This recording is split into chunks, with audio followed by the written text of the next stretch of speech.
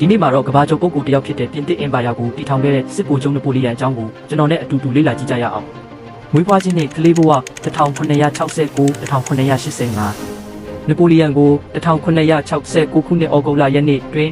HSCO မှာမွေးဖွားခဲ့ပါတယ်မိသားစုမှာအီတလီအနွယ်ဝင်ကိုစီကန်မိသားစုဖြစ်ပြီးတော့ဖခင်နာမည်ကကာရီအိုဘိုနာဘာတီဖြစ်ပြီးတော့မိခင်ကတော့လစ်တီစီယာရာမူလီယိုဖြစ်ပါတယ်ငယ်စဉ်ကတည်းကစစ်ပညာနဲ့သင်ချာမှာထူးချွန်ခဲ့တဲ့အသက်ကိုနှစ်မှာပြင်သစ်ကျောင်းကိုတက်ရောက်ခဲ့တယ်။သမိုင်းပညာရှင်များကနပိုလီယန်ဟာငယ်စဉ်ကတည်းကအထီးကျန်မှုနဲ့မခံချင်တွေရှိခဲ့တယ်လို့မှတ်ချက်ပေးထားကြတယ်။ဒီအထီးကျန်မှုမခံချင်စိတ်နဲ့အောင်မြင်လိုစိတ်တွေကပဲနပိုလီယန်ကိုနောက်ပိုင်းမှာအာဏာကြီးမားတဲ့ခေါင်းဆောင်တစ်ယောက်ဖြစ်လာစေခဲ့တယ်လို့ယူဆကြပါတယ်။စစ်တပ်ထဲဝင်ရောက်ခြင်းနဲ့အာဏာတက်လာခြင်း1885 1999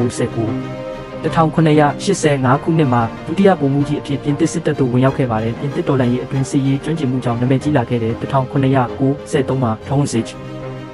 လူခေါ်တဲ့သူလုံးဝရံမှုမှာအောင်မြင်ခဲ့ပြီးတော့ဗိုလ်ချုပ်ကြီးဖြစ်လာခဲ့တဲ့1996မှ1998တွင်အီတလီစစ်စင်ရေးတွင်အော်စတြီးယားစစ်တပ်ကိုအနိုင်ယူခဲ့တဲ့1998မှာတော့အီဂျစ်စစ်စင်ရေးကိုနှိဆောင်တဲ့သူတစ်ယောက်ဖြစ်လာခဲ့တယ်ဒီအချိန်တောအတွင်းမှာနပိုလီယန်ရဲ့ကြော်ကြားခဲ့တဲ့စကားတစ်ခုကတော့မဖြစ်နိုင်ဘူးဆိုတဲ့စကားကမိုင်မဲသူတွေရဲ့အပိတန်ထဲမှာပဲရှိတယ်ဖြစ်တဲ့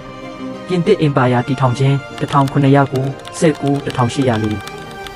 1996ခုနှစ်မှာအာဏာသိမ်းမှုပြုလုပ်ပြီးပထမကောင်စစ်ဝင်ဖြစ်လာခဲ့တဲ့အာဏာသိမ်းမှုပြုလုပ်ပြီးနောက်ပထမဆုံးနိုင်ငံရေးစီးပွားရေးနဲ့ပညာရေးစနစ်များကိုပြုပြင်ပြောင်းလဲရေးတွေလှုပ်ဆောင်ခဲ့တဲ့နပိုလီယန်ပြည်ကိုဖန်တီးခဲ့ပြီးအဲ့ဒါကယခုခေတ်ညာပြည်စနစ်များပေါ်များစွာတက်ရောက်မှုရှိနေစေဖြစ်ပါတယ်1804ခုနှစ်မှာတော့သူကိုယ်တိုင်အင်ပါယာကြီးအဖြစ်အောင်မြင်မှုတက်ရောက်မှုကိုစောင့်နိုင်ခဲ့ပါတော့တယ်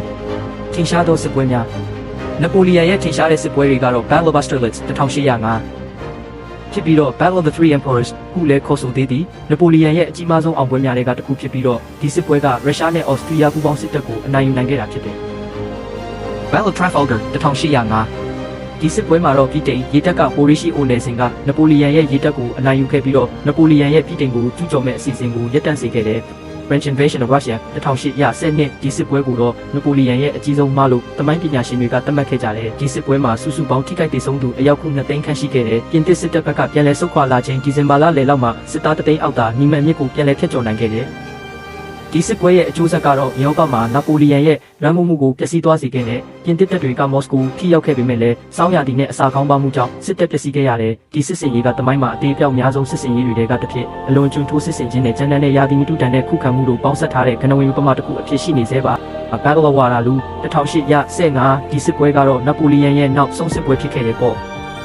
အာသာဝီစလေဦးဆောင်တဲ့ဗြိတိရှားနဲ့ရုရှားစစ်တပ်များကအနိုင်ရရှိခဲ့တဲ့ဒီစစ်ပွဲပြီးနောက်မြောက်ဘက်တစ်ခွင်မှာနပိုလီယန်ရဲ့အာဏာဆက်ဟာလုံးဝချုပ်ငြိမ်းသွားခဲ့ပါတော့တယ်နောက်ဆုံးဘဝနဲ့တည်ဆုံခြင်း1815 1821ဝါတာလူစစ်ပွဲအပြီးနပိုလီယန်ဟာစိန့်ဟယ်လီနာကျွန်းကိုပို့ခံရပြီးအဲ့နေရာမှာပဲအထီးကျန်စွာနေထိုင်ခဲ့ရတယ်ကမ္ဘာအဝေးဆုံးလူနေထိုင်တဲ့ကျွန်းတွေထဲမှာဒီကျွန်းဟာနပိုလီယန်ရဲ့ပြည်နယ်နဲ့ကွယ်လွန်ရာနေရာအဖြစ်ယနေ့ချိန်ထိကြော်ကြားနေစေပါ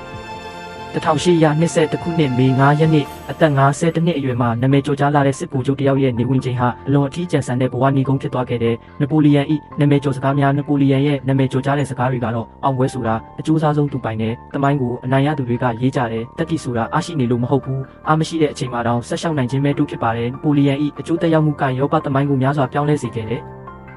ဒါအပြင်ယနေ့ခေတ်ညပဒေစနစ်များကိုလည်းနပိုလီယန်ညပဒေဖြစ်တက်ရောက်မှုတွေရှိစေခဲ့တဲ့သူ့ရဲ့စစ်ဗျူဟာနဲ့ခေါင်းဆောင်မှုတွေကိုယနေ့ထိလေ့လာခံနေရဆဲဖြစ်တယ်။နပိုလီယန်ဟာသူ့ရဲ့အောင်မြင်မှုနဲ့အာဏာလောဘတွေကြောင့်တမိုင်းမှာအလွန်ထင်ရှားကျော်ကြားတဲ့ပုဂ္ဂိုလ်ဖြစ်လာခဲ့ပါတယ်။အခုကြည့်နေတဲ့မိတ်ဆွေတွေရဲ့အမြင်မှာတော့ဘယ်လိုမြင်လဲနပိုလီယန်ကအမှန်တကယ်ပဲသူ့ဘဝရဲ့အောင်မြင်မှုကိုရရှိခံစားခဲ့ရသလားဒါမှမဟုတ်အောင်မြင်မှုဆိုတာအာဏာကျွယ်ဝချမ်းသာခြင်းမဟုတ်ပဲအခြားအတိတ်ပဲဖွင့်ဆိုချက်တွေရှိကြလားဆိုတဲ့မိတ်ဆွေတို့ရဲ့အမြင်တွေကိုအောက်ကကွန်မန့်မှာဝင်ရောက်ဆွေးနွေးပေးခဲ့ကြပါဦးနော်။